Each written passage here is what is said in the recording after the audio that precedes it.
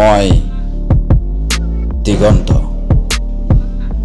মই এইবাৰ এটি সত্যৰ সন্ধানত ওলাইছোঁ।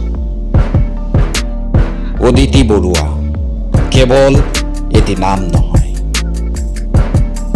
এই নামটোৰ লগত জড়িত হৈ আছে এক অতীত।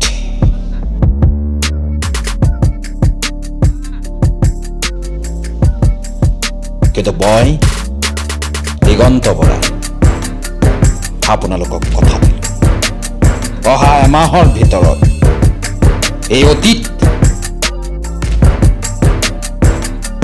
আপোনালোকৰ ওচৰত মই দাঙি ধৰিম।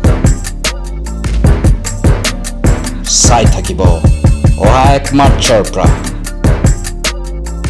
নিশা 8:30 বজাত আৰু 10:30 বজাত আহিনৰ আবেলি।